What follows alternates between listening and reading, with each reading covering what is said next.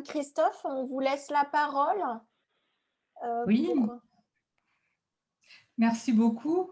Bonjour à toutes et tous. Et je me joins à vous, Madame Drone, pour remercier les participants et en particulier donc, les représentants des EHPAD qui sont mobilisés aujourd'hui malgré le contexte de la crise sanitaire qui est encore très présent aujourd'hui.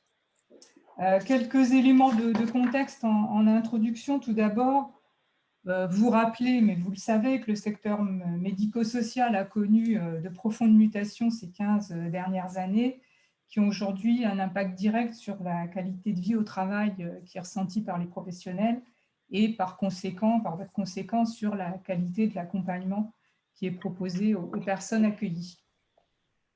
Les professionnels des EHPAD en particulier doivent faire face à une complexité accrue de l'exercice de leur métier, avec notamment l'alourdissement de la charge en soins des personnes accueillies, à une participation et des attentes plus importantes des personnes accompagnées et de leurs familles.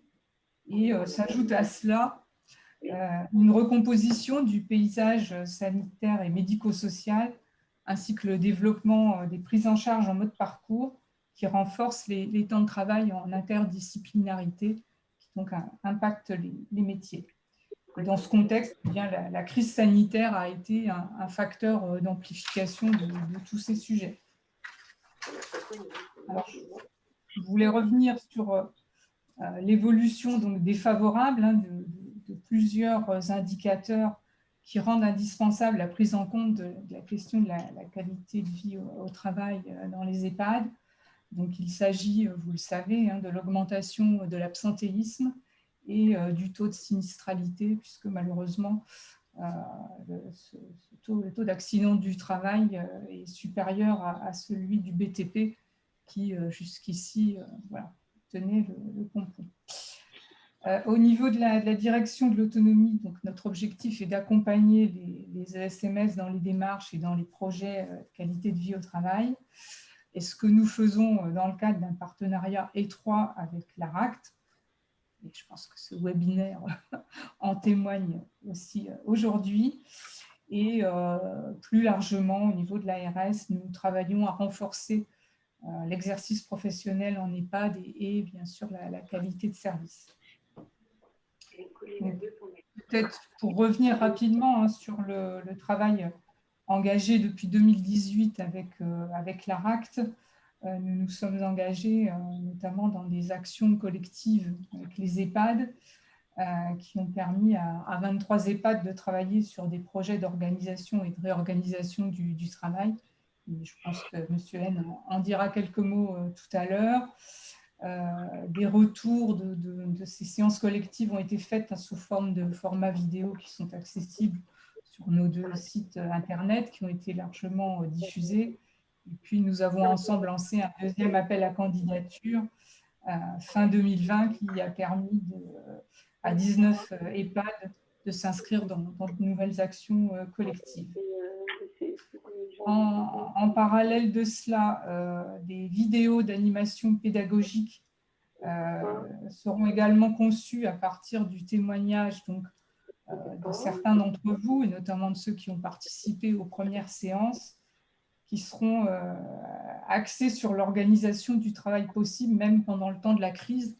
Voilà, l'idée est aussi, je pense que les EHPAD l'ont souhaité, pouvoir revenir sur ce temps qui a marqué profondément les EHPAD, et pouvoir s'exprimer, réagir, réfléchir aussi sur tout ce qui a pu être fait pendant cette crise. Et là aussi, ça fera l'objet d'un support qui pourra être partagé. Et puis enfin, aujourd'hui, plusieurs webinaires sont aussi organisés. Et voilà, celui d'aujourd'hui est le premier de cette série qui va être proposé sur le thème donc, de charge de travail et absentéisme. Quelques mots donc, sur ce sujet plus particulier de ce webinaire. Donc, la perception que chacun a de sa propre charge de travail peut varier fortement en fonction des contextes de travail, des moyens à la disposition salariée, des formes de coopération, de la capacité d'influencer les choix d'organisation et d'assurer une reconnaissance pour les efforts accomplis. C'est une démarche en fait importante.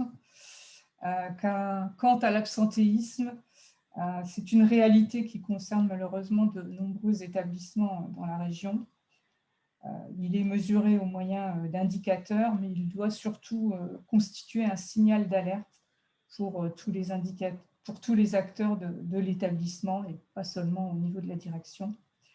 Mais on sait également que l'analyse des causes de l'absentéisme reste délicate et pourtant c'est bien cette analyse qui détermine la pertinence des actions, des solutions à mettre en œuvre. Donc un point toujours délicat à appréhender dans les établissements.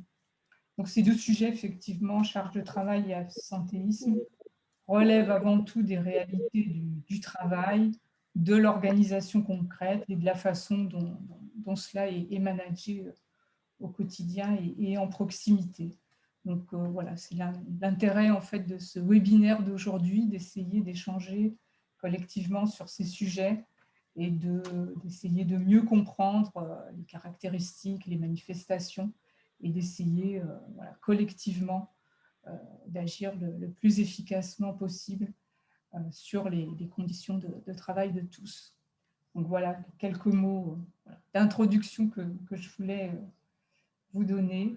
Et je pense que M. N complétera avantageusement mes propos. Merci beaucoup, Madame Christophe. Alors, merci pour votre présentation très complète. Je ne vais pas étendre plus le travail qu'on a la chance de faire à vos côtés depuis 2018 dans les EHPAD et souhaiter la bienvenue à l'ensemble des participants et les remercier parce que l'ensemble des participants à ce webinaire de cet après-midi nous ont accueillis, ont travaillé avec nous, on a travaillé avec eux pour effectivement réaliser les travaux que vous avez cités. L'ambition de cet après-midi et du travail qui est réalisé, les supports que vous avez cités, c'est vraiment de partager avec le plus grand nombre les retours d'expérience, les enseignements en fait, de ces travaux qu'on a à cœur, comme je le disais, en fait, de réaliser à vos côtés depuis 2018, travailler avec la direction de l'autonomie est vraiment très agréable dans un contexte et avec les établissements qui nous ouvrent leurs portes, donc dans un contexte en fait, qui est particulièrement difficile et tendu. Et alors, il arrive parfois qu'on nous pose la question, est-ce qu'il est pertinent de travailler sur la qualité de vie au travail? Est-ce que c'est prioritaire dans les situations de crise?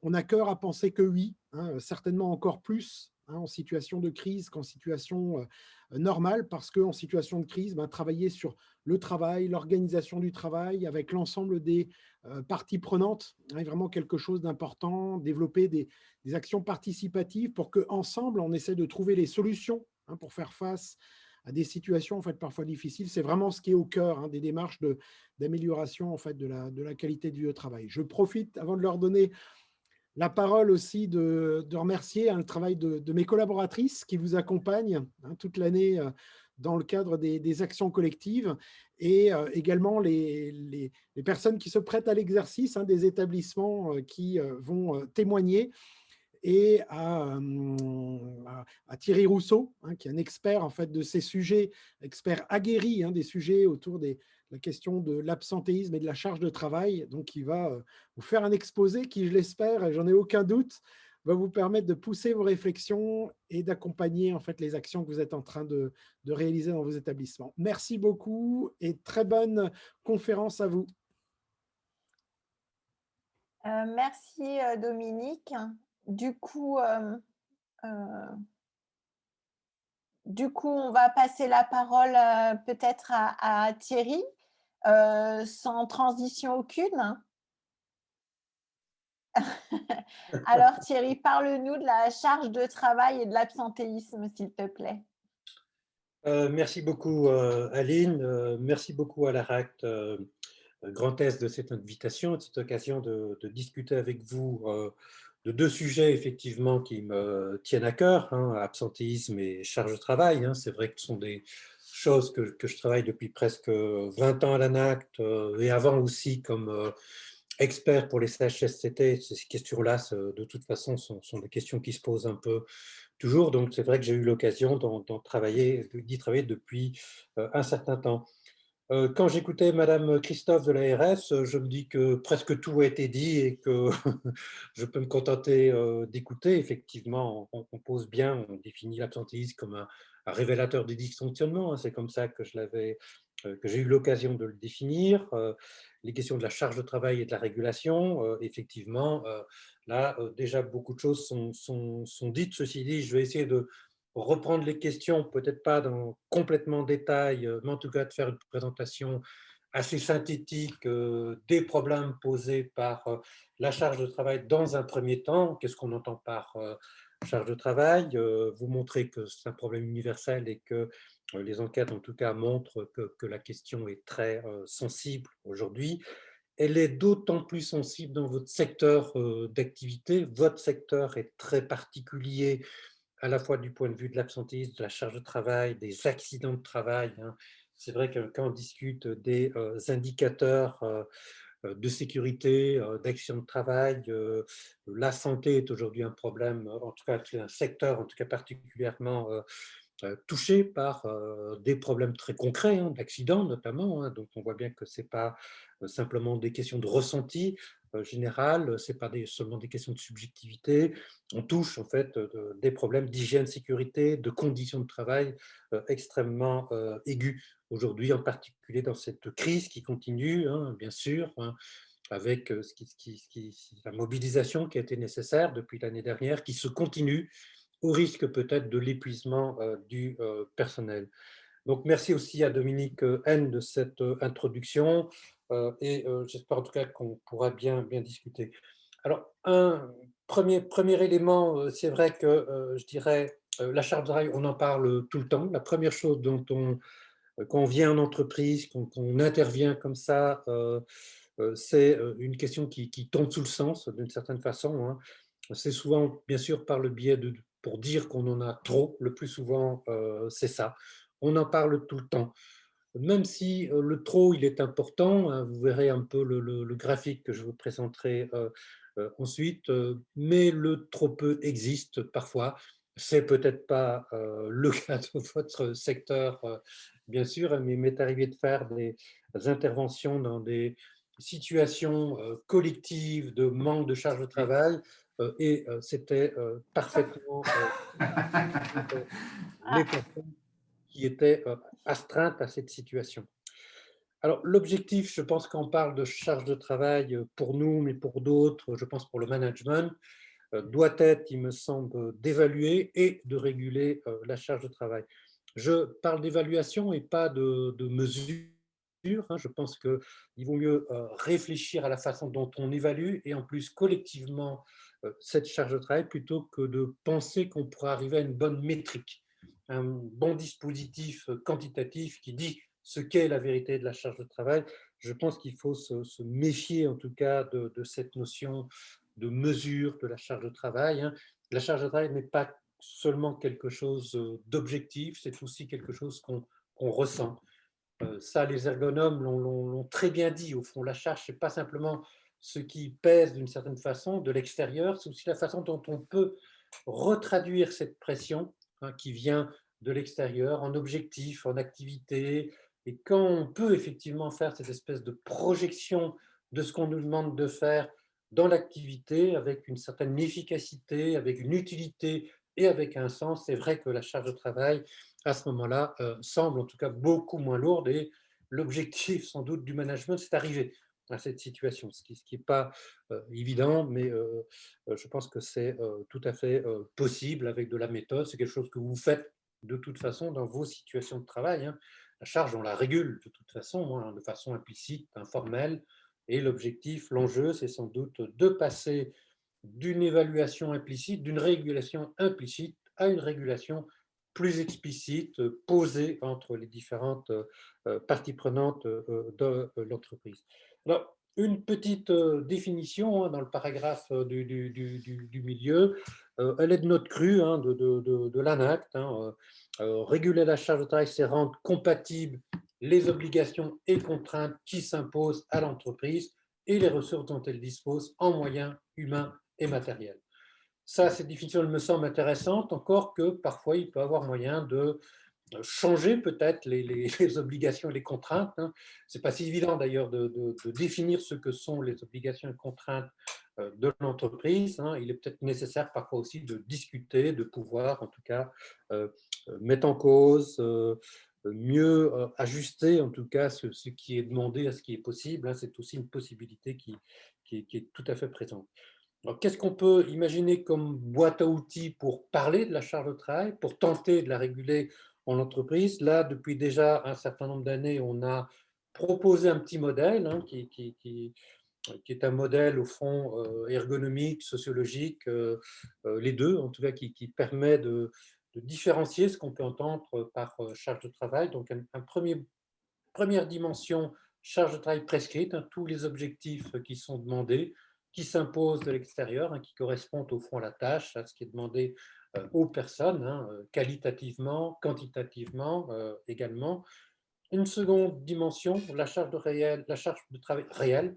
Travailler, ce n'est pas simplement faire ce qu'on nous demande, hein, c'est toujours un petit peu plus compliqué, y compris dans un métier comme le vôtre, qui est un métier de relation aux personnes. Hein. Pour que le travail soit fait, il faut que les personnes collaborent, hein, les soignés puissent être pris en charge, puissent être, il faut d'une certaine façon, selon leur état de santé, leur capacité, qui puissent faire aussi un certain nombre de choses pour arriver à réaliser la prestation. Donc, votre état aussi doit être correct en termes de santé pour faire ce qu'il y a à faire. Hein.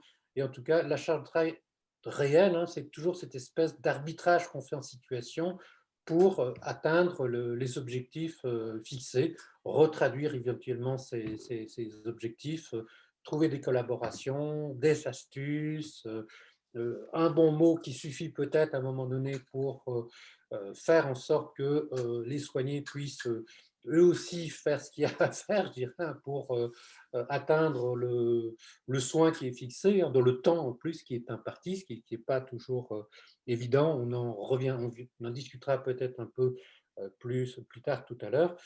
Il y a aussi une dimension subjective, hein, je pense que ça aussi c'est important.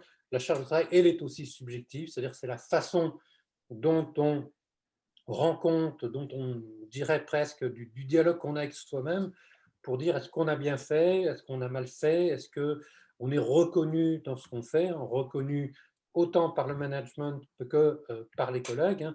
Au fond, la charge de travail subjective, c'est l'évaluation qu'on fait de l'atteinte d'efficacité, de sens, etc.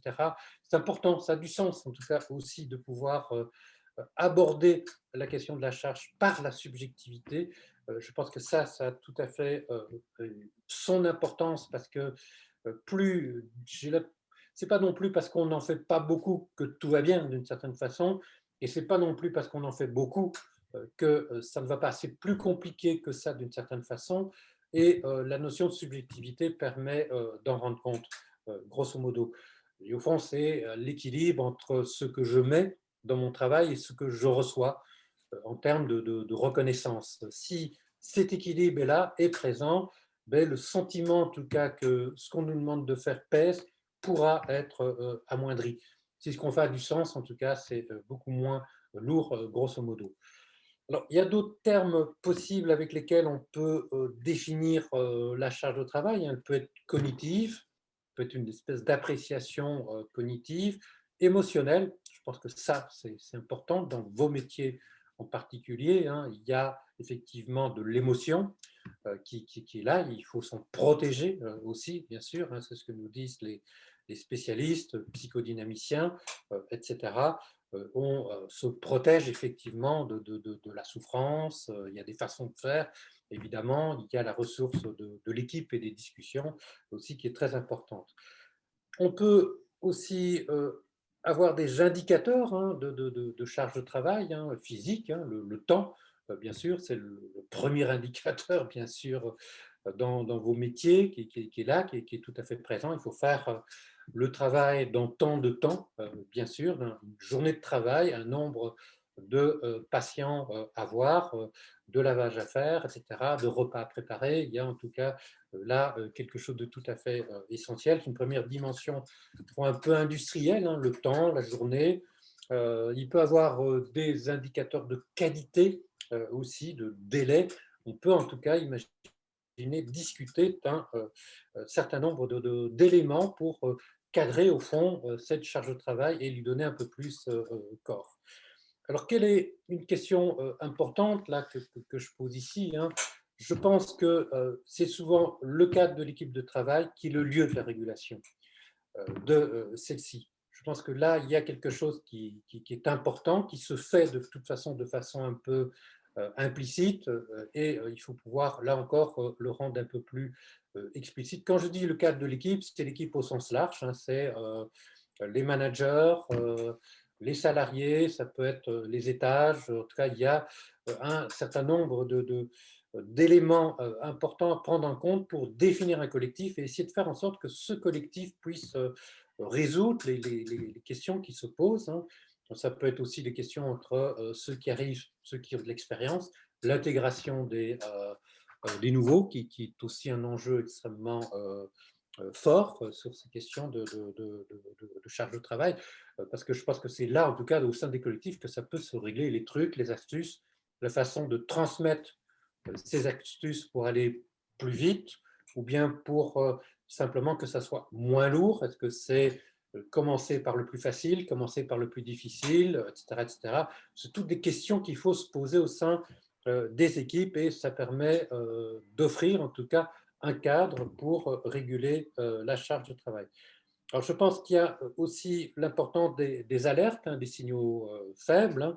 Je dirais un peu le résultat d'une mauvaise régulation de la charge de travail. Pour le mettre comme ça, évidemment, je pense qu'il y a deux aspects importants, hein. Il y a un aspect de performance, de qualité du service, bien sûr. Il y a un aspect ensuite de santé au sens large, hein, avec l'absentéisme, bien sûr, hein, un turnover trop élevé, témoigne en tout cas éventuellement de problèmes de charge de travail, hein. Donc, il y a à la fois, je dirais, la question de la charge de travail, au fond, les grands enjeux posés par celle-ci, posés par la régulation, c'est à la fois, au fond, des enjeux de performance, d'efficacité, de plainte des usagers, mauvaise qualité, etc. d'un côté, et puis tout ce qui concerne l'absentéisme, la santé, avec le risque au plus, bien sûr, du burn-out, hein, une situation de décompensation brutale due, par exemple, à une charge de travail trop forte.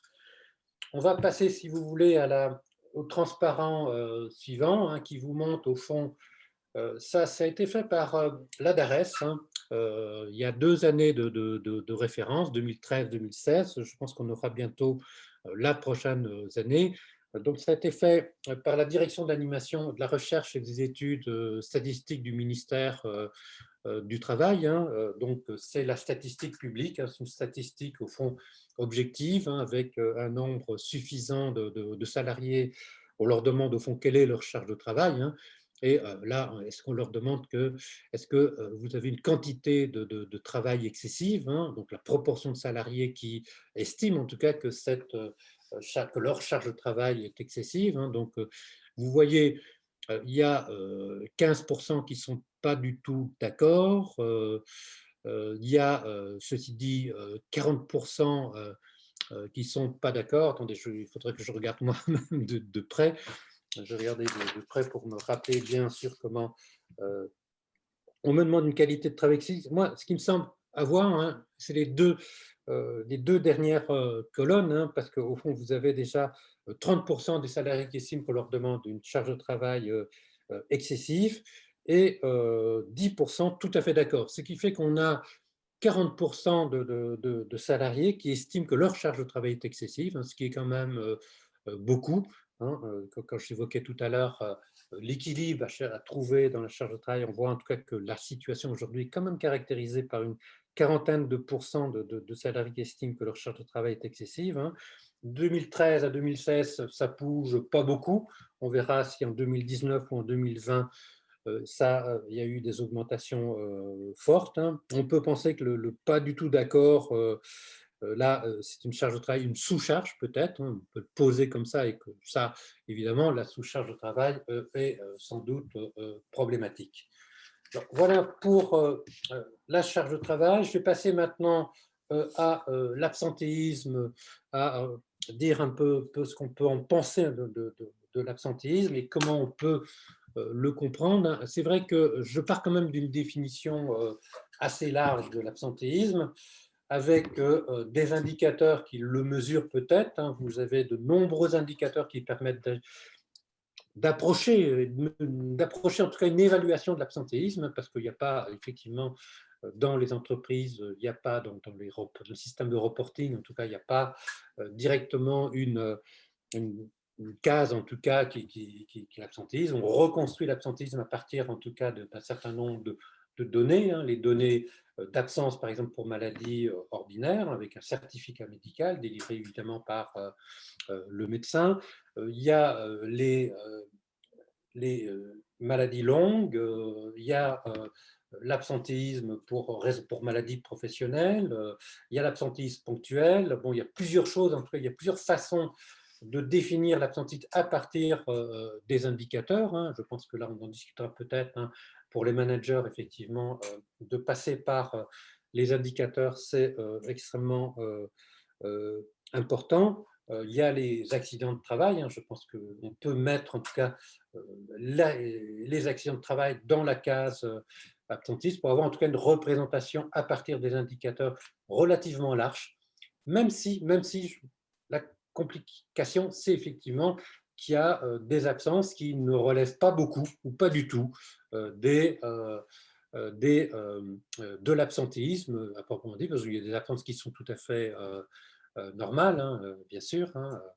Donc, il faut savoir en tout cas cadrer la définition qu'on a pour que les indicateurs ensuite reflètent cet absentéisme le plus objectivement possible. Alors, je pense que si on veut réfléchir en termes de prévention, je pense que sur l'absentéisme, si je dirais sur la charge de travail, le terme qui est peut-être le plus important, c'est régulation, c'est de trouver un moyen de réguler la charge de travail. Je dirais que pour l'absentéisme, c'est sans doute le terme de prévention qu'il peut essayer de s'intéresser à tout ce qui vient avant la survenue de l'absentéisme et aussi travailler sur tous les facteurs qui peuvent le prévenir pour éviter une absence, en tout cas une absence intempestive, en sachant bien sûr que ce sont ces absences-là qui sont les plus problématiques pour à la fois les managers, mais aussi pour les équipes, hein, parce que bien sûr, quand une personne s'absente, évidemment qu'il faut prendre en charge le travail qui ne pourra pas être fait par le collègue. Si c'est dans la journée même, c'est compliqué, ça nécessite en tout cas de jongler typiquement entre les absences, les personnes qui sont là, comment redistribuer le travail. Donc ça, c'est pour les managers, en tout cas, c'est un problème quotidien. Pour les salariés aussi, ça se traduit par une surcharge de travail. C'est moins le cas pour les absences qui sont programmées ou qui sont plus longues. On peut trouver des solutions, on peut aller chercher des palliatifs, etc., etc. Alors, bon, ce que je disais, la prévention de l'absentéisme s'intéresse en priorité à la façon dont les agents réalisent leur travail quotidien. Il s'agit peut-être moins de s'intéresser au comportement qu'à le travail au quotidien. Il faut pouvoir identifier à la source les contextes qui influencent l'absentéisme. Hein. Là, il y a toutes sortes, hein, des dysfonctionnements, manque de matériel, des problèmes d'espace, des tensions, usure, fatigue. Là, effectivement, les problèmes, les facteurs à l'origine de l'absentéisme peuvent être peuvent concerner à la fois le travail tel qu'il se fait au fond au jour le jour, avec les problèmes qui sont là et qui ne peuvent pas être toujours discutés, mais aussi les questions d'usure, de manque de reconnaissance, etc., etc. Alors, le risque d'absentéisme s'exprime de deux façons, hein, sans doute, là je répète un peu, par l'usure professionnelle. Hein, donc là, les personnes qui font depuis longtemps la même chose, avec une certaine répétitivité, là il y a un problème effectivement qui dit que ça peut déboucher sur de l'absentéisme. Dans d'autres secteurs, c'est très net. Hein, à partir d'une cinquantaine d'années, des personnes peuvent avoir développé des tendinites, des TMS, etc., des problèmes en tout cas concrets comme ceux-là qui effectivement se traduisent par des absences répétées. mais aussi, comme je l'avais sans doute déjà dit un petit peu, des problèmes ponctuels qui affectent les collectifs pour des durées relativement faibles, de façon conjoncturelle. C'est vrai qu'on a observé, par exemple, des fois, dans des contextes de changement managérial, de tensions au sein des équipes, de crise, comme la crise du Covid, même si, dans un premier temps, on a bien vu que dans beaucoup de cas, un objectif comme ça qui s'impose, qui fait en sorte que les personnes doivent reprendre un peu la main face à un épisode qui est compliqué de l'extérieur. Ça peut se traduire par des absentéismes plus faibles, ça peut être ça. En tout cas, après, dans la durée, c'est peut-être tout à fait autre chose. Je ne sais pas aujourd'hui ce que vous vivez dans cette situation qui se répète encore après un an, ça peut être délicat. Alors, l'enjeu, certainement, c'est de dresser une cartographie diagnostique. Au fond, c'est l'enjeu, c'est de comprendre qu'est-ce qui se passe quand, dans un collectif, dans un EHPAD, dans une unité, etc., peu importe, pourquoi il y a essayer de creuser un peu cette idée, de comprendre un peu mieux pourquoi il y a de l'absentéisme. Je pense que en tout cas les quelques dialogues qu'on a eus avec vous pour préparer cette séance ont bien montré qu'il n'y a pas de cause au fond universelle à l'absentéisme. Je pense qu'il faut pouvoir regarder de près, pouvoir diagnostiquer. Après, évidemment, on peut évoquer les jeunes, les vieux, des situations comme ça, bien sûr, en sachant que, bien sûr, c'est une façon d'aborder ça. Mais derrière ça, qu'est-ce qu'il y a? Qu'est-ce qu'il y a? Je pense jeunes, vieux, par exemple, moi, il me semble typiquement, il y a souvent les questions d'insertion dans les collectifs, qui ne sont pas simples, mais qui doivent être posées. L'insertion, ça nécessite effectivement une espèce d'équilibre entre ceux qui sont là depuis longtemps, des nouveaux, comment on organise le transfert d'expérience et l'intégration des personnes, pour prendre en tout cas quelque chose qui n'est pas simple et qui est lié aux objectifs, à la situation matérielle des équipes, etc. En tout cas, tout ça, c'est des choses qui doivent pouvoir être mises sur la table. Alors, pour aller voilà, merci Aline, la conduite du diagnostic. Là, au fond, c'est quelques idées, y compris, et je terminerai avec le tableau ensuite, qui vous donne au fond quelques petites idées pour caractériser l'absentéisme et arriver à développer un diagnostic, surtout en cas d'absentéisme persistant, quand effectivement on a des problèmes de turnover. Là, il est nécessaire de conduire au fond une petite introspection pour savoir ce qui se passe. Je pense qu'il faut savoir que l'absentéisme, premier point, c'est quand même un enjeu pour tous les acteurs de l'entreprise. Je pense que ce n'est pas seulement les managers, c'est aussi les salariés. Quand on a des collègues qui s'absentent comme ça de façon récurrente, c'est un problème parce qu'il faut reprendre la charge de travail et on voit en tout cas dans certains collectifs que c'est parfois un peu difficile. Certains peuvent être accusés de ne pas faire leur part de boulot en s'absentant dans des situations difficiles pour tous.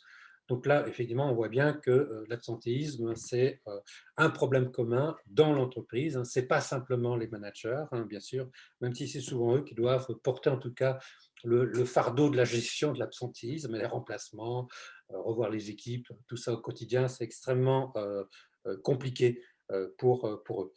Alors, les acteurs, bon, la liste, je vais aller très vite là-dessus. Je vois le temps qui file, bien sûr. Direction et ses différentes composantes, service RH, service opérationnel. Bon, ça, c'est aussi, ça ne vous concerne pas directement, ça concerne l'industrie.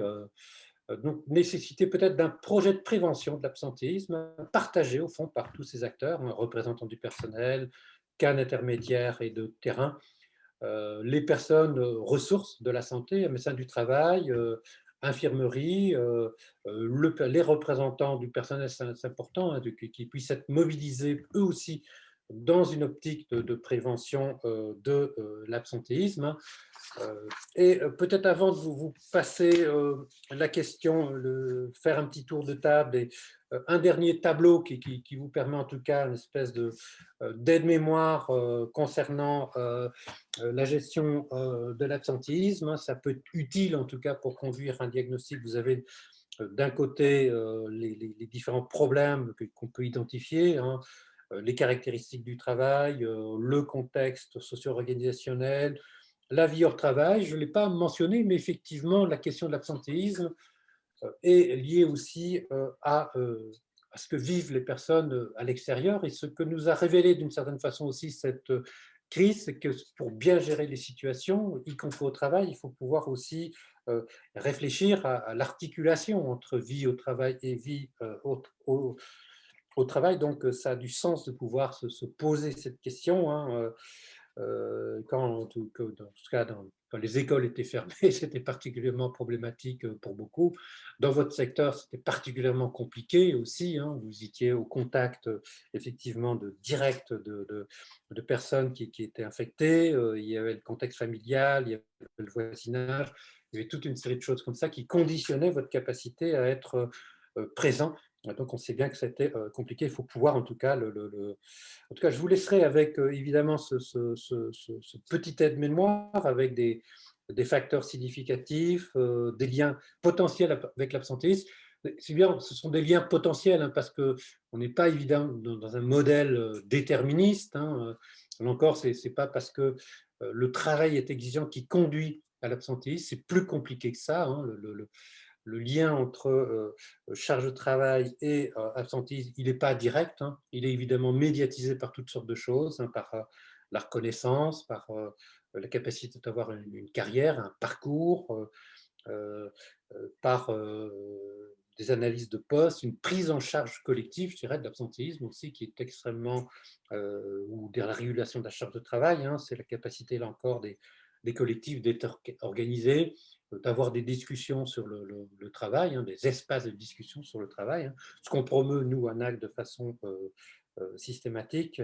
Mais en tout cas, cette aide-mémoire vous permet d'avoir une petite idée de ce qu'il faut avoir en tête pour prévenir, gérer l'absentéisme et partager, en tout cas, avoir des réflexions au sein du collectif, hein, sur ce qu'on fait. Peut-être que le mot que je pourrais avoir, c'est que effectivement, une discussion autour de ça dans des collectifs, c'est pas si simple que ça. Il faut pouvoir organiser ça. C'est pas simple de parler de sa charge de travail non plus, parce que en parler, c'est parler des difficultés, parler de la façon dont on gère ces difficultés au quotidien, hein, quand on rentre dans les chambres, quand on va vers les soignés, hein, les bénéficiaires.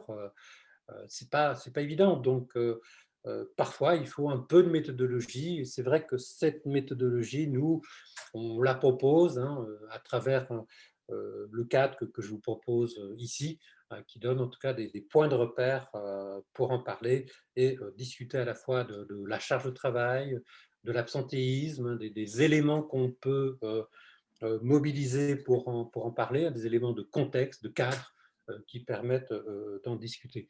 Alors, je vais peut-être m'arrêter là et on peut peut-être ouvrir une petite discussion avec questions-réponses, bien sûr. La première question est toujours la plus délicate. Madame Daudier, je Oui. viens de tomber sur vous. Allez-y. Moi, je rejoins effectivement ce qui a été dit sur la charge de travail. Effectivement, les tâches répétitives, nos soignants qui effectuent des toilettes tous les jours, qui effectuent quand même plusieurs toilettes d'affilée tous les matins, le soir. Je veux dire, effectivement, ça, c'est répétitif. Donc, ça peut, à un moment donné, être parfois… on peut se lasser quand, effectivement… la charge de travail en plus s'alourdit avec des gens qui sont de plus en plus grabataires. Voilà. Le temps aussi, effectivement, je rejoins sur le temps qui est imparti. On a des horaires repas à respecter, on a les consultations, les animations, tout ça qui doivent être respectés pour les résidents. Donc forcément, ça laisse un timing pas forcément toujours… confortable pour les soignants. Hein, et malgré tout, nous, je dois quand même le souligner, on a quand même 5 aides-soignants hommes, donc parmi les aides-soignants de jour. Donc, c'est quand même pour nous, c'est quand même un gros atout parce que malgré ces 5 aides-soignants hommes, on peut dire actuellement, depuis Covid, qu'on a quand même une charge de travail qui s'est alourdie. Et pour autant, on a une équipe très soudée et qui se réorganise en permanence et pour laquelle on a toujours envie de réorganiser et avancer et changer, modifier les choses parce que justement, ils sont au plus près et, euh, et on est dans l'évidence des difficultés, quoi.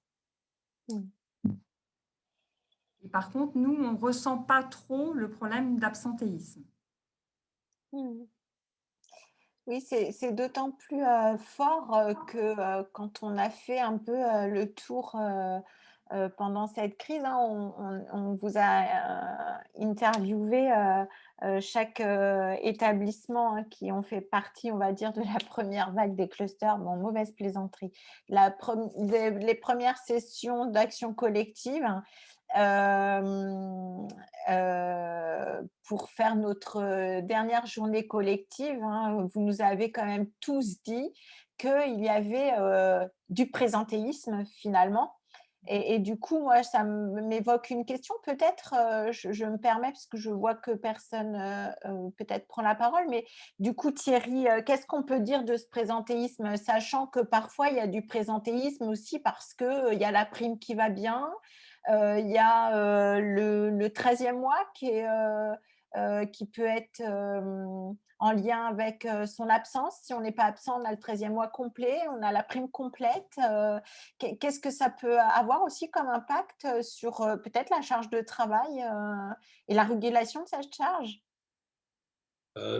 Oui, on sait que qu'il est normal de s'absenter dans un collectif. À un moment donné, c'est un peu inévitable, hein. Il y a une espèce de taux d'absentéisme normal à un moment donné pour toutes sortes de raisons. C'est vrai que le présentéisme, là, il peut être lié à la situation qu'on a connue, quand même, qui nécessite de se mobiliser. Je pense que là, tout à coup, l'activité a du sens. Là, il y a une espèce de focalisation sociale, politique sur la situation des aînés, des EHPAD.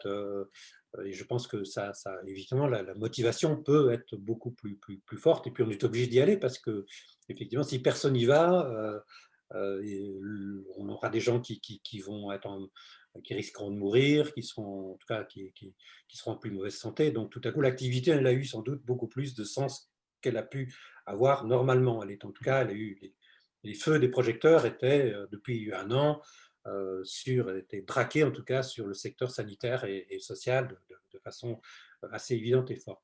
Le problème, c'est que ça ne peut pas, cette mobilisation anormale, elle ne peut pas durer toujours.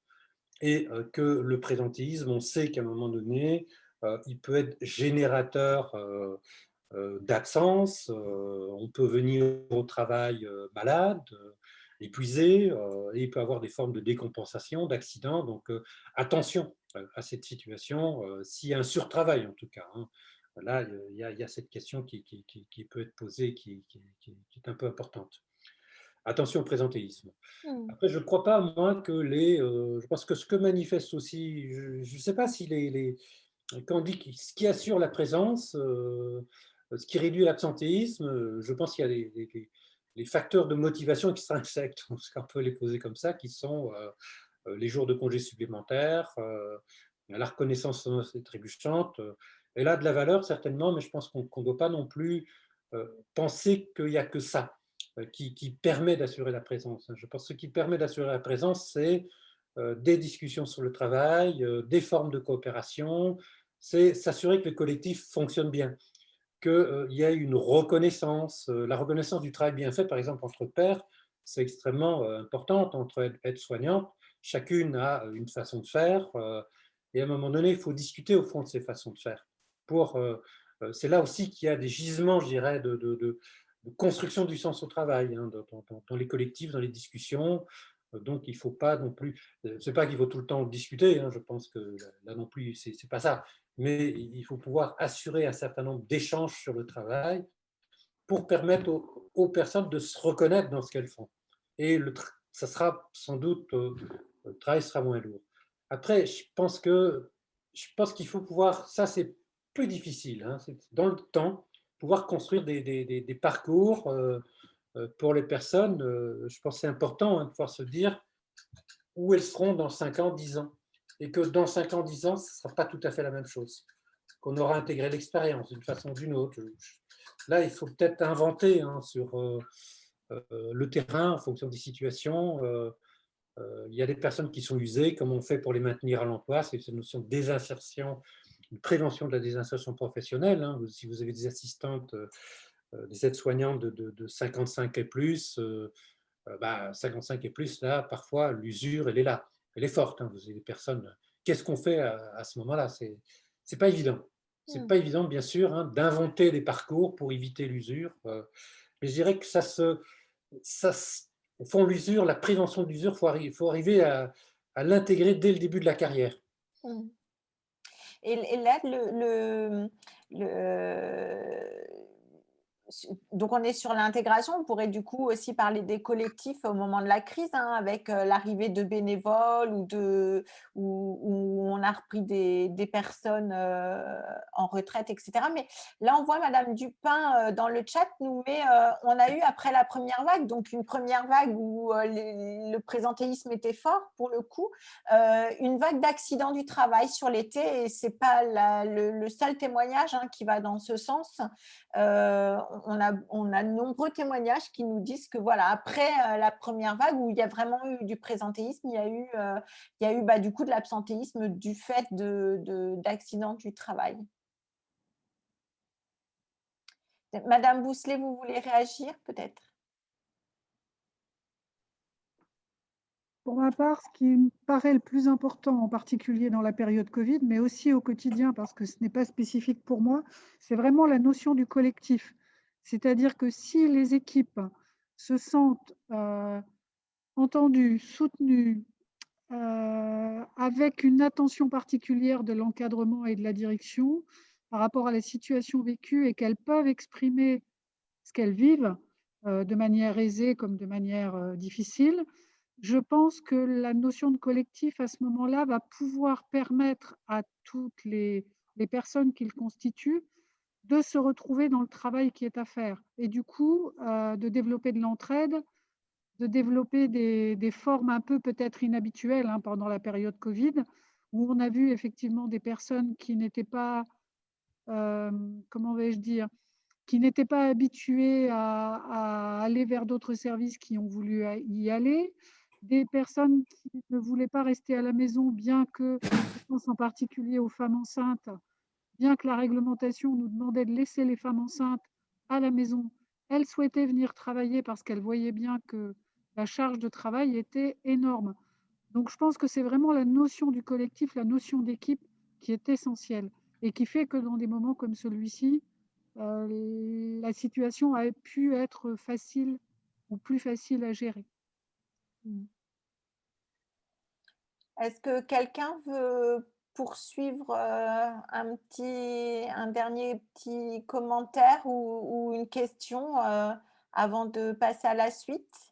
Oui, moi, je veux bien intervenir. Excusez-moi, je ne vous vois pas. Ah bon, Isabelle Coulon. Ah, ok. Directrice des parentèles. Effectivement, il y a la notion de collectif, la notion du sens, tout ça cumulé. Nous, c'est pareil sur les parentèles. On n'a pas eu d'accident du travail pendant la période Covid, par exemple. Il y en a eu après, il y en avait eu avant. Mais c'est vrai que cette notion du sens ensemble, ça a été quelque chose d'assez fort. Et c'est vrai d'avoir les équipes au quotidien dans des réunions formalisées pour que vraiment tout le monde ait le même sens au travail, ça a été un atout majeur. Ok. Tu voulais ajouter quelque chose peut-être, Thierry? Non, je pense que ça rejoint en tout cas les conclusions qu'on peut avoir du côté à la fois de la recherche sur vos métiers, la recherche un peu académique, ce qu'on dit sur vos métiers. Je pense à l'importance du collectif, et puis après, en termes de solutions, en termes de propositions d'action, là aussi, je pense que c'est là certainement qu'il y a des gisements possibles pour essayer à la fois de traiter la charge de travail, même si ce n'est pas tout à fait la même chose. Charles Dreyfus, je pense qu'il faut, c'est réguler. Réguler, c'est d'un côté prendre en compte ce qu'il y a à faire et de l'autre voir ce qu'on est capable de faire et trouver le moyen en tout cas d'associer les deux. Et l'absentéisme, c'est prévenir. Et prévenir, c'est à la fois traiter au fond les questions de le travail d'ici et maintenant, les difficultés, les problèmes matériels, etc., etc. Et puis également inscrire les personnes, il me semble, dans des parcours qui puissent, en tout cas, qui puissent avoir un horizon temporel dans lequel se projeter pour se dire, ben, dans 1 an, 2, 3, 4, 5, 10 ans, je ferai ça, ce qui nécessite là d'organiser aussi ces parcours. Je pense que ça, c'est les 2 dimensions qui permettent la prévention de l'usure, parce que je pense que vos métiers, on sait qu'ils sont usants, et ce n'est pas au moment où les personnes sont complètement usées qu'on peut faire quelque chose. À ce moment-là, c'est presque trop tard. C'est l'invalidité, c'est un absentéisme répété, récurrent pour maintenir les personnes en emploi. Donc, je sais que c'est compliqué, mais c'est un peu le type de réflexion qu'on peut avoir pour essayer de construire des parcours professionnels, des itinéraires qui aient du sens. Ok. On retient alors la construction des parcours professionnels avec ce que tu disais aussi en amont, l'introduction, j'allais dire, pardon, l'arrivée des nouveaux… L'intégration, oui, tout à fait. L'intégration des nouveaux arrivants dans les structures.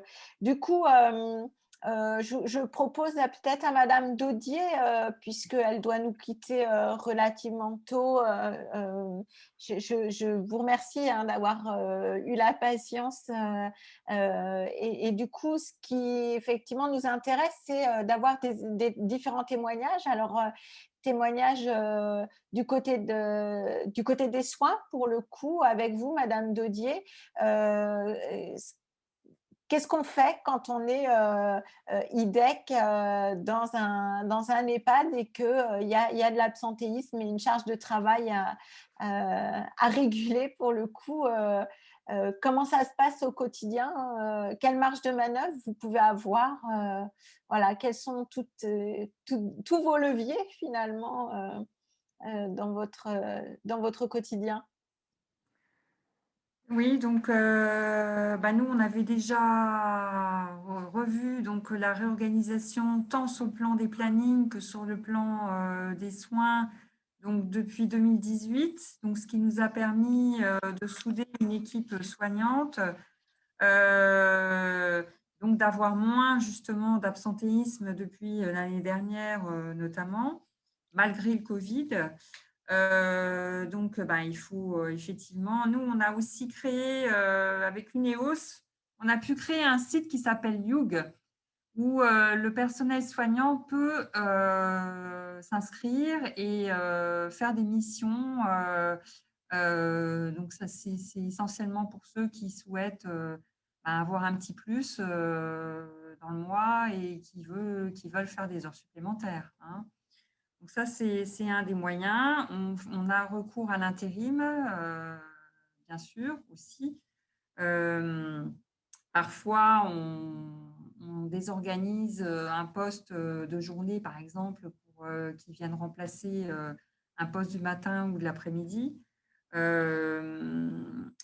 On a aussi des soignants qui acceptent de faire des yogs aussi pour renforcer l'équipe, en sachant que ils seront positionnés en plus et que ça pourra donner un plus et donc alléger le travail ce jour-là. On a également des étudiants qui viennent donc effectuer des stages chez nous et qui apparemment apprécient leur stage parce qu'ils reviennent, ils nous proposent de venir faire des CDD pour faire des remplacements en tant qu'agent de soins ou en tant qu'aide-soignant, suivant le niveau d'études qu'ils ont.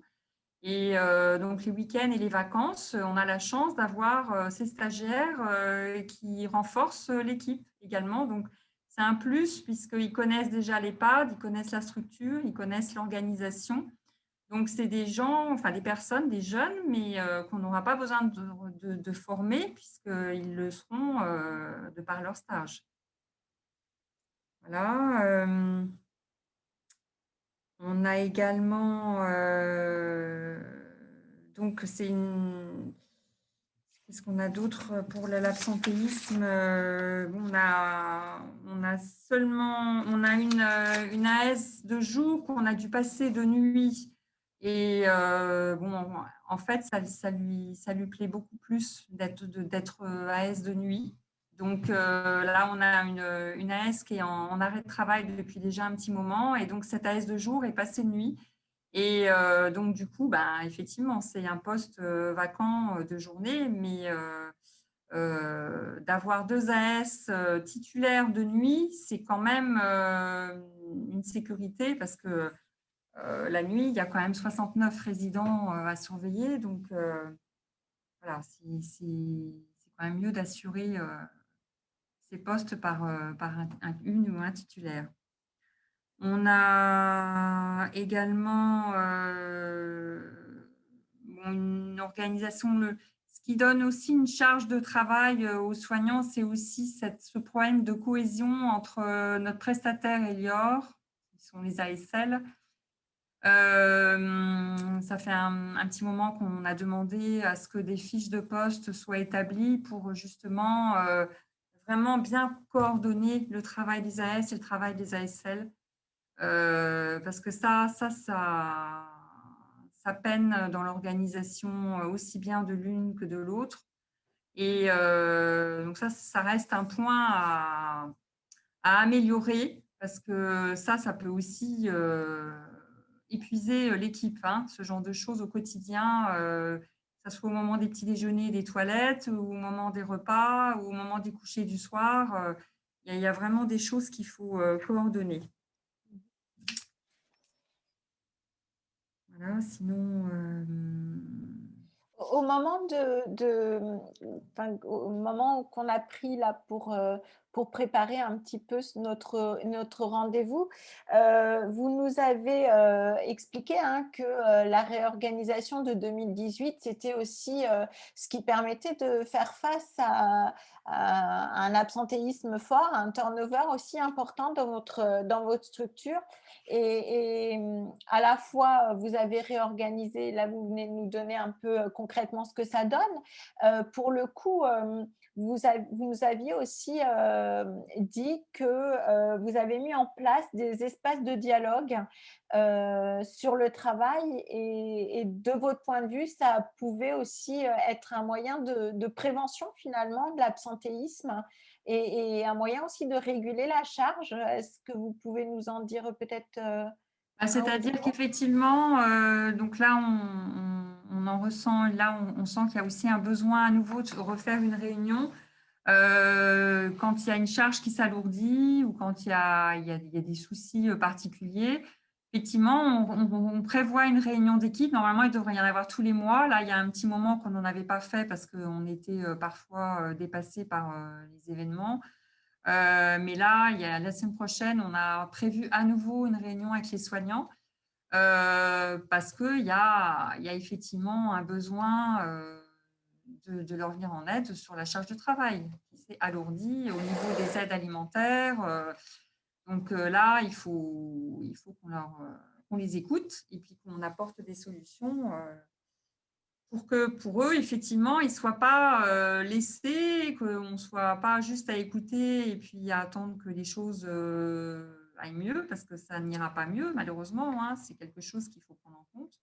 Les admissions qui vont venir, ce sera des admissions en majorité de personnes déjà avec des troubles cognitifs ou gravataires. Donc, voilà, donc ça veut dire que on aura toujours de toute façon des choses à réorganiser, à réévaluer. Et ce qu'on avait aussi mis en place, c'était on avait proposé à chacun d'être soignant référent d'un thème pour que justement, quand il y avait un souci, on puisse s'adresser à la personne référente, que ça soit au niveau de l'hygiène, que ça soit au niveau de la douleur, que ça soit au niveau du linge, voilà, que ce soit au niveau des combis. Donc, après, quand on parle de charge de travail, c'est évidemment apporter des moyens humains, mais c'est aussi des moyens matériels. Donc là, on s'était proposé donc, de laver du linge sur place pour éviter des pertes. Mais cette proposition-là, il faut aussi qu'elle aille avec le matériel. Donc là, normalement, on doit mettre en place un lave-linge pour justement faciliter cette prise en charge du linge sur l'EHPAD. Voilà, donc à chaque fois, là, je vois cette année, on nous avait redemandé s'il y avait besoin de lève-malade. On réévalue en fait, hein, avec l'ergothérapeute, on évalue aussi pour essayer d'alléger les levées, les toilettes, les mobilisations. Voilà, donc on a la chance d'avoir un ergothérapeute qui est là au moins 2 fois par semaine, des fois 3. Et ça permet justement, et puis on a les kinés aussi libéraux, avec qui justement on peut échanger, on peut proposer des solutions.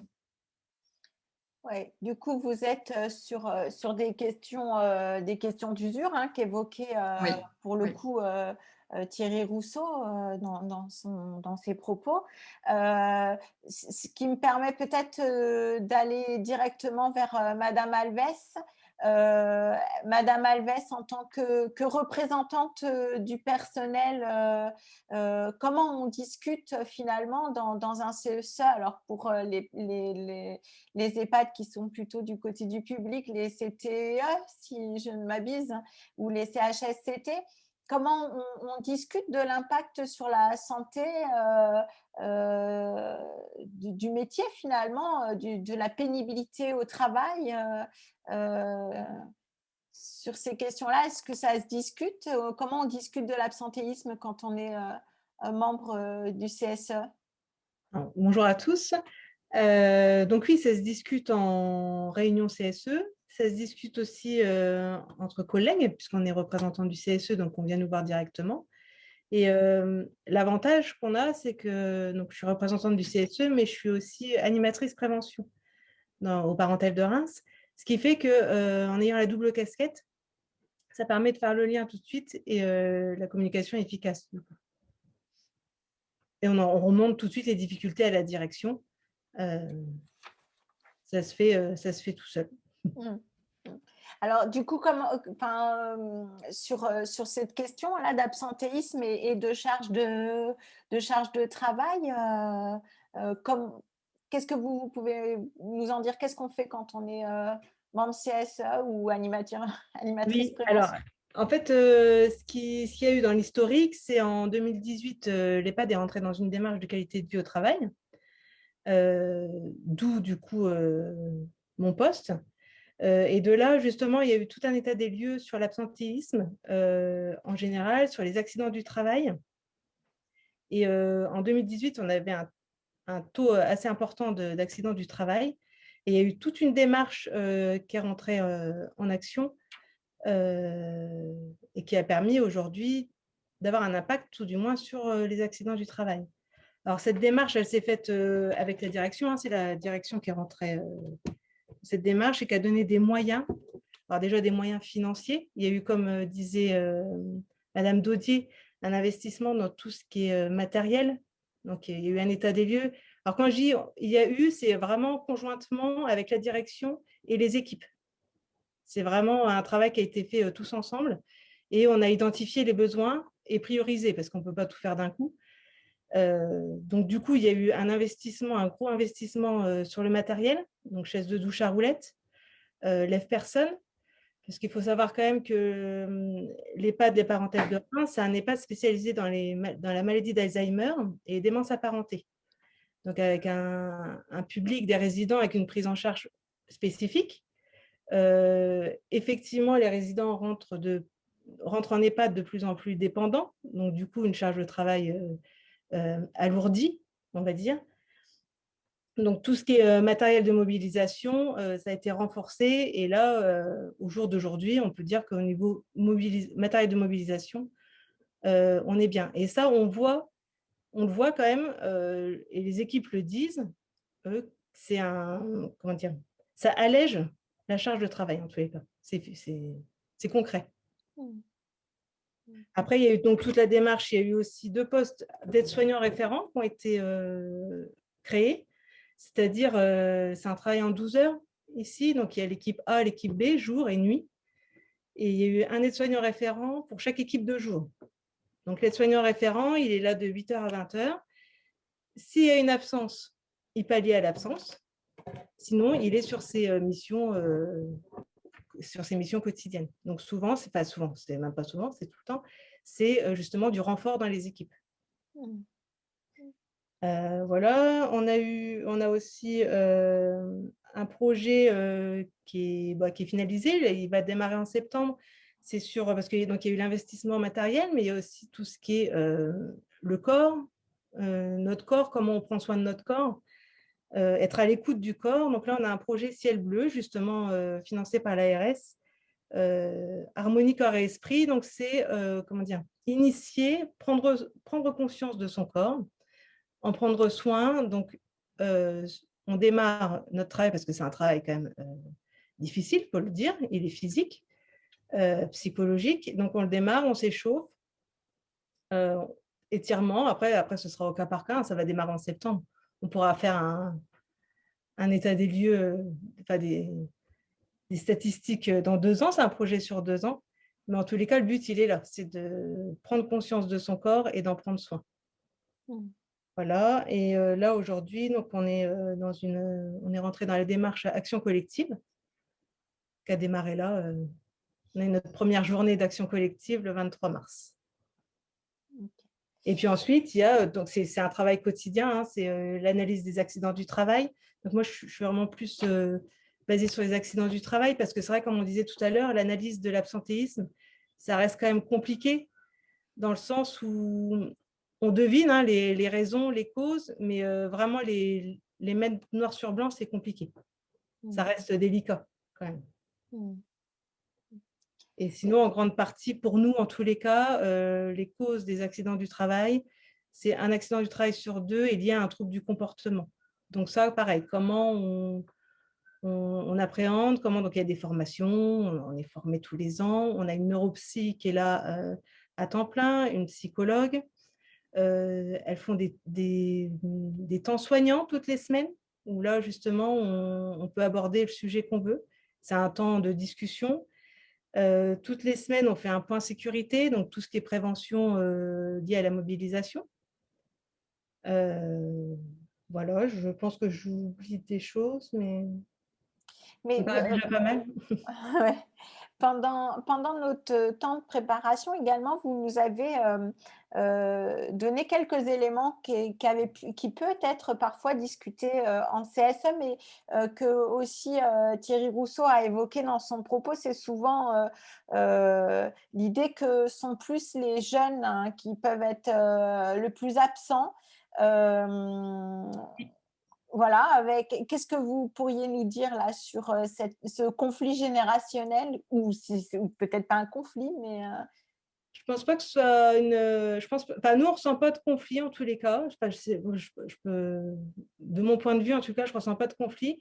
En revanche, ce que je peux, alors là, c'est vraiment personnel, hein, c'est mon témoignage personnel, ce que je ressens quand même, parce qu'on accueille aussi des étudiants. Avant, je parlais d'ici 5-6 ans, hein, ça fait pas longtemps que je suis aide-soignante, on voyait bien quand même que ceux qui choisissaient ce métier-là, c'était vraiment un choix. C'est quelque chose, je veux faire ça, etc. Aujourd'hui, c'est ce que je ressens en tous les cas quand j'accueille les étudiants aides-soignants. 50%, on sent que, alors ils aiment, mais c'est pas non plus une vocation. Et on fait ça parce que derrière, il y a du boulot. Et voilà. Mais au final, quand on arrive en équipe, on est vite fatigué, vite lassé, parce que oui, c'est un métier difficile. Et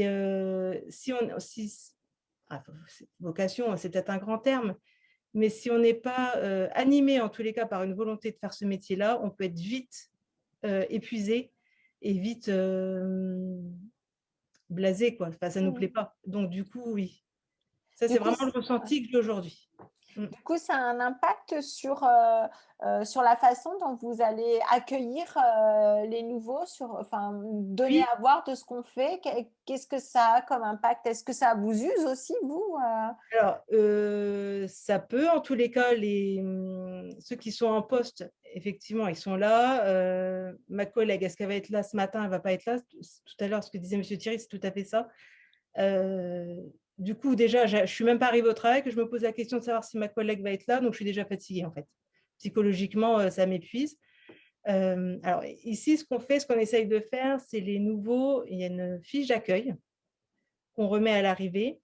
Les aides-soignants, quand ils sont en poste, les aides-soignants référents, pardon, quand ils sont en poste, ils peuvent les accueillir. Sinon, j'y vais. Et voilà, on leur montre tous les outils qu'il y a à disposition.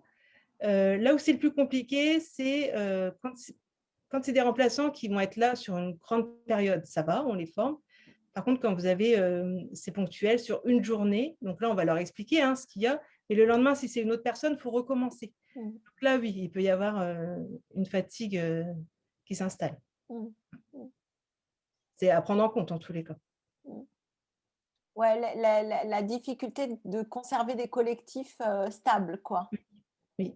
Et donc, pour rebondir sur le Covid, effectivement, avant Covid, il y avait un collectif uni, l'équipe est soudée. Et au moment du Covid, effectivement, il y a eu cette impression de… Enfin, c'est même pas une impression, c'est cette solidarité qui s'est mise en route, où là, on y va, on fait tout pour les résidents, on fait tout pour nos collègues. Il y a vraiment une solidarité qui s'est mise en place. Je ne sais plus qui tout à l'heure disait qu'il y a eu effectivement des soignants qui ont été dans d'autres services. Ça s'est fait naturellement, en fait. Il n'y a pas eu besoin de… Tout s'est fait naturellement. Et une fois la première vague finie, là, on a senti un épuisement, et à noter que pendant la première vague, il y a eu 0 accident du travail, mais vraiment aucun. Et ensuite, je rejoins aussi quelqu'un qui était intervenu tout à l'heure, où après, au moment de l'été, là, on a eu, et beaucoup, en peu de temps. Beaucoup d'accidents du travail. Oui, pardon, beaucoup d'accidents du travail, ouais, et en peu de temps. Là, ça y est, on voit que ça se restabilise. Et voilà. C'est plutôt positif. Là. Thierry, tu voulais intervenir peut-être? Oui, peut-être poser une question à Madame Alves. Les accidents de travail l'été, qu'est-ce que c'était? Parce que c'est vrai qu'un accident, on se dit, c'est subi, c'est un choc, c'est quelque chose comme ça. A priori, c'est peut-être pas une question de comportement, mais là, il s'est bien passé quelque chose du côté d'une décompensation, d'une fatigue, d'un épuisement. C'est beaucoup. Alors, lié à la mobilisation, mais en même temps lié à un trouble du comportement. C'est-à-dire qu'on peut avoir des oppositions qui se manifestent de la part des résidents. Et ce qui fait que, paf, on réagit, on fait un faux mouvement et on se fait mal. Et d'ailleurs, je ne l'ai pas précisé tout à l'heure, mais dans le projet Harmonie Corps et Esprit, il va y avoir aussi une partie sur la prévention des chutes. Parce qu'on a beaucoup de résidents qui, une fois qu'ils sont debout, ils peuvent se laisser tomber à n'importe quel moment. Et on veut rattraper le résident pour pas qu'il tombe. Et là, on se fait mal. Donc, ça va être comment accompagner une chute. Et donc, pour les causes de cet été, c'est beaucoup ça, en fait, sur la mobilisation. Mais en même temps, avec… c'est moitié-moitié, quoi. Mobilisation, trouble du comportement. C'est le corps, en tous les cas.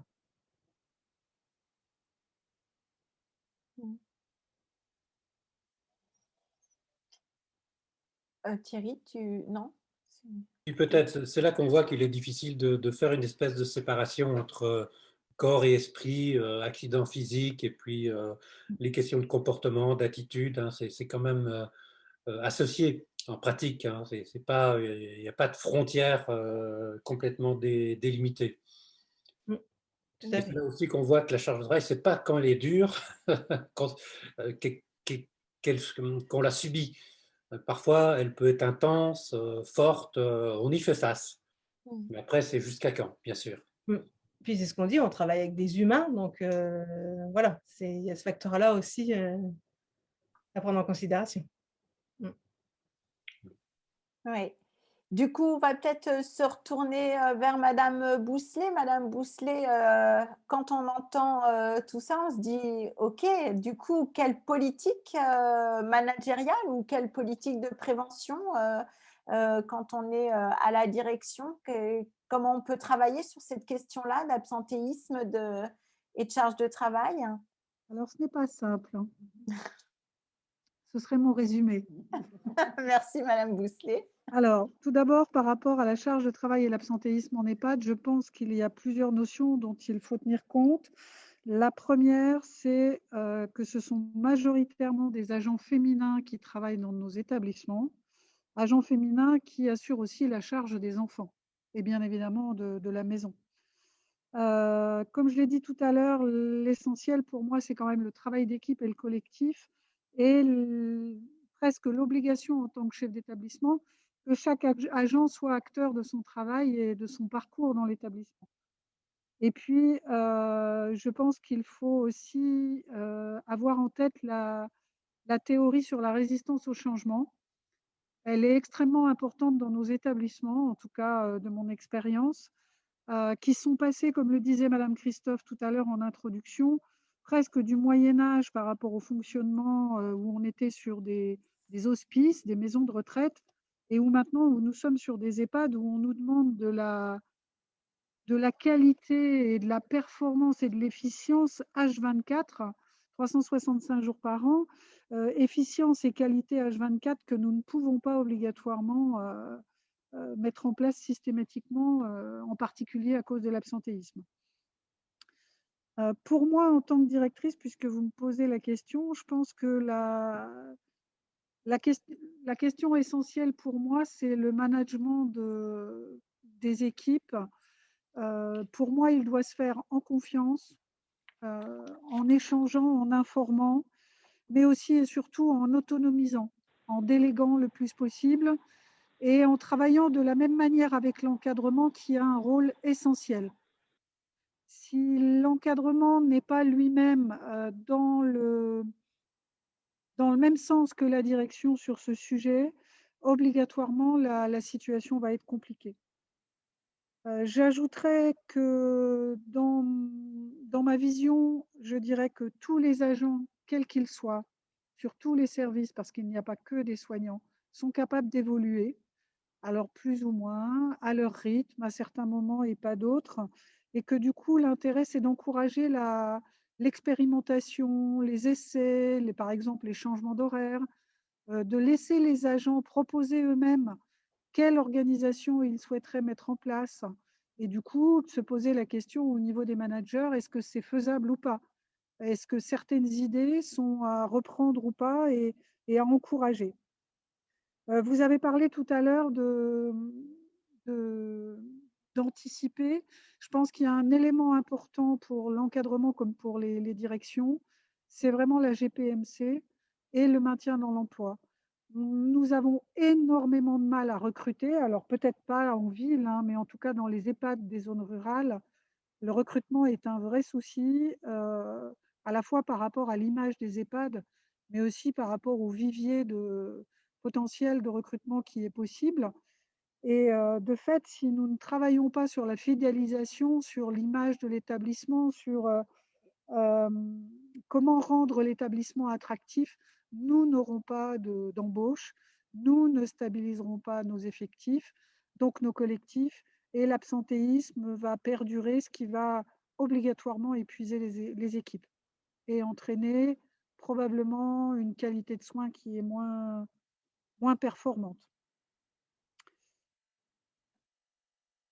Un des éléments essentiels pour moi aussi, c'est, en tant que chef d'établissement, c'est avoir une démarche innovante, globale, avec la mise en place de référents par service, avec la création de groupes de travail où les agents s'inscrivent sur la base du volontariat pour tous les projets importants de l'établissement, par exemple le choix d'un logiciel de soins, mais ça peut être aussi la création d'un PASA, la participation comment dirais-je, à l'établissement et à la création du règlement intérieur du personnel. Donc, je pense que le fait d'associer les agents le plus possible à des réunions, à des groupes de travail, à des copiles, leur permet de comprendre ce qu'est l'établissement, comment il fonctionne, ses aspects financiers, ses aspects réglementaires. Et du coup, pour les agents, d'avoir peut-être une meilleure connaissance de ce fonctionnement et de cette organisation qui leur permet d'avoir du pouvoir sur leur quotidien, sur leur outil de travail.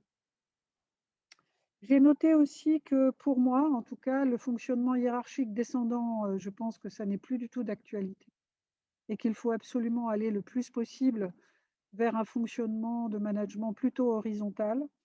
C'est parfois assez difficile, mais je pense que c'est vraiment le collectif qu'il faut développer, valoriser, mettre en avant et qui fait que les agents s'investissent dans leur travail et peut-être sont un petit peu moins absents que nous ne pourrions le craindre.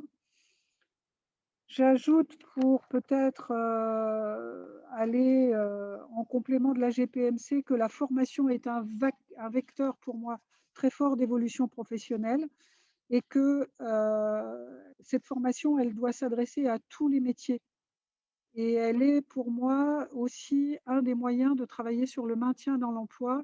Quand un agent, par exemple soignant, est trop usé dans son travail, comme je vous le disais quand nous avons préparé la réunion, par exemple à l'EHPAD d'Argonne, nous avons maintenant une socio-esthéticienne.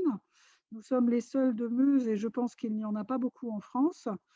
Socio-esthéticienne qui est issue de la filière soignante puisque c'était une aide-soignante qui avait des difficultés pour rester au travail du fait de son état de santé, qui était très très souvent absente, qui plombait nos chiffres d'absentéisme, je peux le dire ainsi, et qui maintenant est vraiment, après une formation d'esthéticienne et puis une orientation socio-esthétique auprès des personnes âgées, est épanouie dans son travail et nous aide beaucoup au quotidien, aide beaucoup les équipes à mieux prendre en charge les résidents.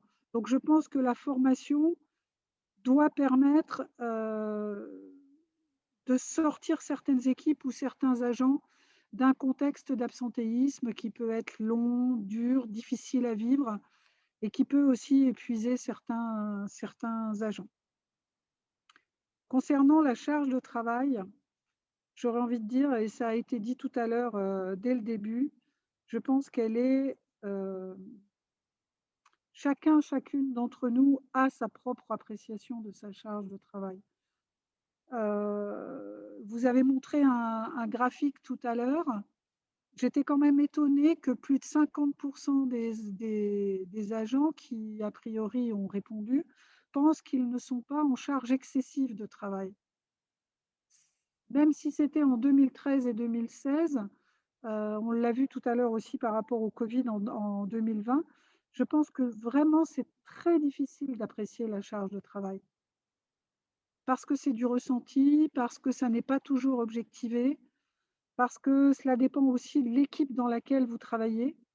Vous avez des équipes qui, même quand la charge de travail est très lourde, en tout cas nous considérons, cadres et directeurs, que la charge de travail est très lourde, vous avez des équipes qui vont être super et qui seront très opérationnelles, efficientes, sans difficulté particulière et sans absentéisme. Vous avez d'autres équipes où la plainte est constante, c'est-à-dire avec une charge de travail qui semble être la même que l'équipe voisine, mais qui n'est pas du tout ressentie de la même manière par cette équipe. Et ce qui fait que du coup, cela entraîne un petit peu comme une démotivation, je pense qu'on peut dire, oui, une démotivation, et donc obligatoirement de l'absentéisme. Voilà, je pense que je vous ai dit à peu près ce que moi je trouvais essentiel. Je terminerai juste en disant que la reconnaissance envers les agents me paraît incontournable. Et cette reconnaissance, elle ne doit pas seulement être, à mon avis, au moment où tout va bien.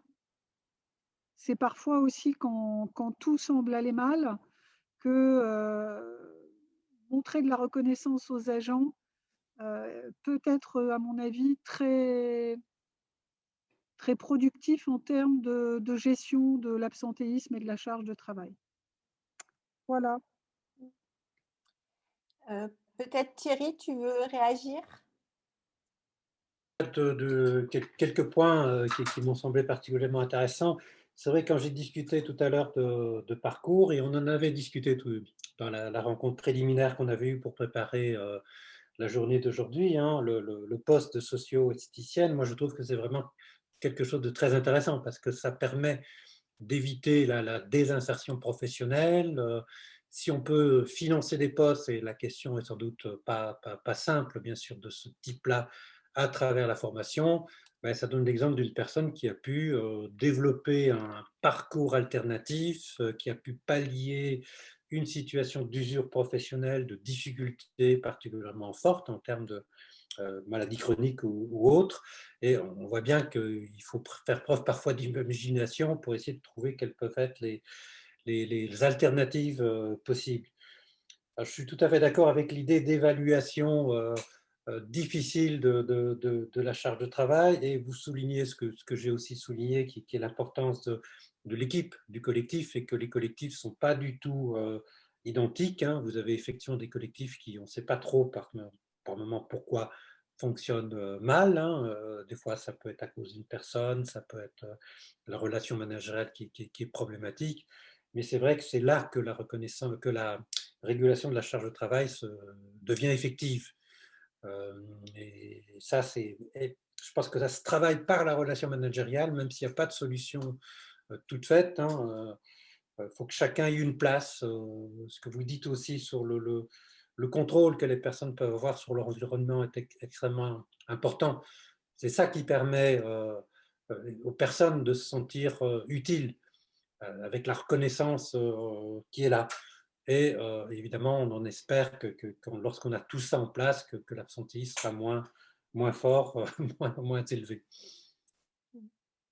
Vous avez, si je peux me permettre, Thierry, vous avez aussi, Madame Bousselet, souligné les questions de management transversal. Enfin, voilà, c'est-à-dire qu'on n'est plus sous une forme pyramidale, mais sous une forme un peu transversale. Du coup, ce serait quid de cette question-là? Enfin, est-ce que la mise à plat de l'organigramme bouge les choses, et comment elle peut bouger les choses?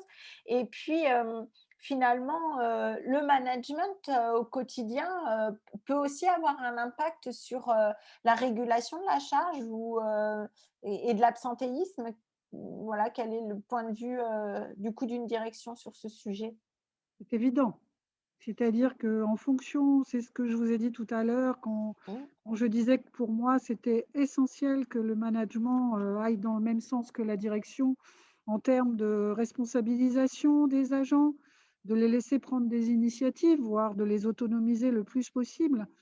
Parce que si au niveau de l'encadrement, vous restez sur un processus de décision totalement pyramidal, au jour d'aujourd'hui, je pense que les jeunes générations, puisque l'on parlait tout à l'heure de génération, je pense que les jeunes générations ne sont plus du tout intéressées par ce type de fonctionnement des organisations. Et quand je dis jeunes générations, y compris au niveau de l'encadrement, je pense que plus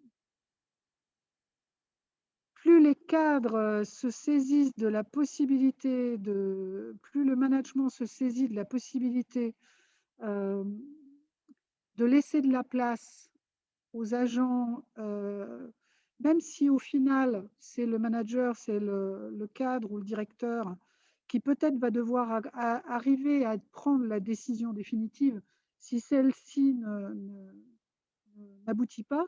Moi, je suis persuadée que les agents sont très imaginatifs. Hein. Ce sont eux qui vivent au quotidien leur quotidien de travail.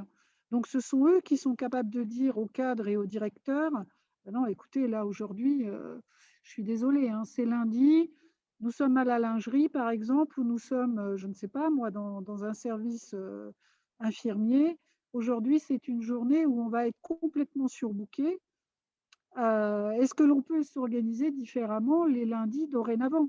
Donc, je pense vraiment que c'est plus le collectif au sens transversal qui nous fera évoluer dans les EHPAD et qui nous sortira de cette espèce de, je ne sais pas comment dire, de difficulté, de vision déjà négative de nos établissements et de difficulté à attirer des talents, à attirer des jeunes et moins jeunes qui ont envie de s'investir dans nos établissements. Je pense que plus on laisse de place, moins on est directif, mieux c'est. Voilà. C'est ma vision, hein. C'est bien évidemment. Hein. Justement, nous avons Madame Gomas qui vient de lever la main. Donc, Madame Gomas, si vous voulez prendre la parole. Oui, je ne branche pas ma vidéo parce que je suis hachée lorsque je la branche. Donc, je suis Christiane Gomas, directeur général de la Roseraie à Bréviande. Je voudrais rebondir sur ce que vient de dire Madame Bousselet par rapport à la charge de travail et puis au ressenti que peuvent avoir les équipes. Depuis le mois d'octobre, on a demandé à une infirmière de tenir le rôle de manager de proximité. Voilà, c'est un peu le terme que j'ai trouvé. Je ne savais pas trop comment lui donner un titre pour qu'elle soit un petit peu chef d'équipe et qu'elle soit au plus près des équipes aides-soignantes, agents hôteliers et infirmières. En fait, elle nous fait de la coordination. Et comme disait Madame Bousselet, on a des équipes qui trouvent toujours des solutions à tous les dysfonctionnements et à l'inverse, une équipe qui est toujours en difficulté et qui se plaint d'une charge de travail trop importante, alors que le nombre de résidents est identique et que la charge de travail, en tout cas dans les faits, est identique. Et cette infirmière nous a comme rôle d'accompagner les équipes du matin dès 7 heures à la prise de poste et de retravailler un petit peu sur l'attribution des missions, s'il y a une absence ou si il y a une charge de travail supplémentaire, s'il y a des isolements à faire, s'il y a des protocoles particuliers liés au Covid à mettre en place. Elle est auprès des équipes et elle les aide au fur et à mesure dans l'organisation de leur travail. Le Covid nous a incité à nous renouveler en permanence pour garder certains résidents en chambre pour les repas, mettre en place des isolements spécifiques, mettre des soins particuliers en place. Et on s'est vite aperçu que c'était compliqué. Et le fait que cette infirmière gère au quotidien et aide à la réorganisation en permanence a vraiment permis aux équipes d'être au mieux. Et on a un taux d'absentéisme qui est très faible sur l'année 2020 et jusqu'à maintenant. Et les aides-soignantes, y compris les infirmières, nous font monter que la présence de cette infirmière de manager de proximité les aide en fait à trouver des solutions en permanence et leur permet d'améliorer en fait leur prise en soin et d'avoir moins en fait ce sentiment d'avoir une charge de travail trop importante parce qu'elle est régulée au sein de l'équipe.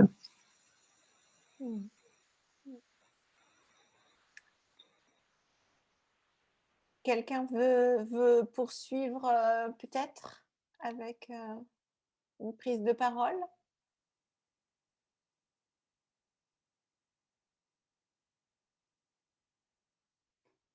Thierry, peut-être une petite réaction? Non, pas spécialement là.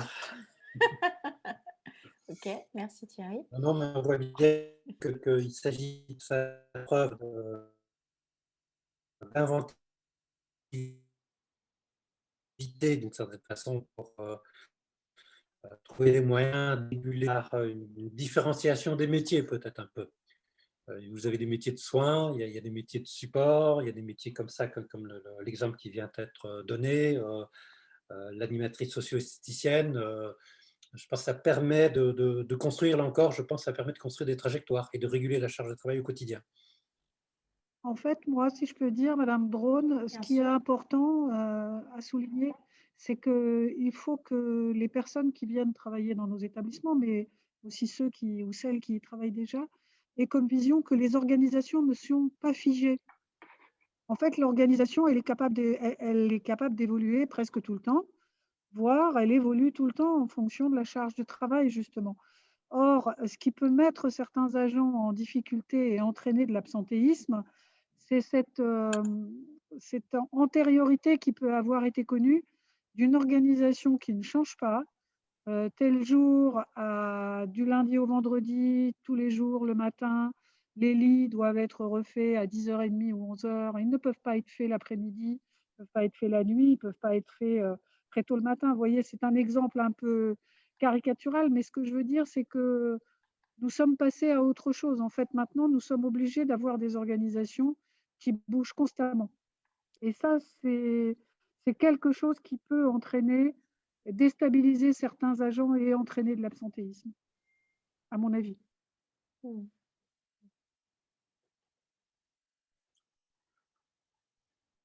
Ce que vous soulignez qui est important, c'est que le changement doit être fait en associant les agents pour trouver justement un équilibre entre changement, capacité de l'accepter, accompagnement autour d'une discussion sur le travail, des différentes contraintes qui s'imposent. Je pense que c'est certainement une partie de la solution.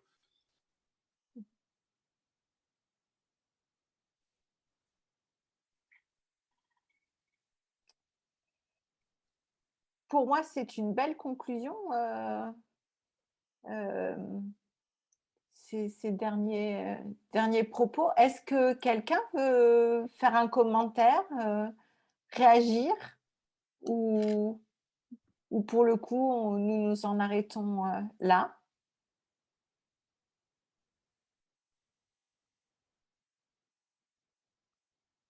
Ou alors tout le monde dort peut-être aussi? Vous faites plein de choses en même temps. Eh bien, écoutez, je vous remercie pour d'être venu voilà, assister à cette séance. Vous nous enverrez les éléments de Voilà. Alors, présentation? oui, tout à fait. Nous vous ferons parvenir les supports sans problème. La vidéo, dès qu'elle est prête, vous enverra le lien puis on la mettra en ligne aussi pour l'ensemble des EHPAD qui n'étaient pas là avec nous aujourd'hui. En tout cas, merci beaucoup à l'ARS Grand Est de nous avoir permis aussi ce moment d'échange. À mes collègues, merci beaucoup Micheline, Amélie, Julie pour le soutien de tous les jours. Énorme merci à Thierry, qui est un homme exceptionnel. Et merci évidemment à Madame Alves, Madame Bousselet, Madame Daudier d'avoir bien voulu C'est nous tous ceux qui sont là. témoigner. Et merci à vous tous parce qu'à chaque fois, nous travaillons énormément avec vous et toujours de manière très agréable et très innovante. Et c'est toujours un plaisir d'être avec vous en votre compagnie pour poursuivre les échanges. Voilà. Merci beaucoup à tous. Merci à vous. À bientôt. Au revoir. Au revoir. Au revoir.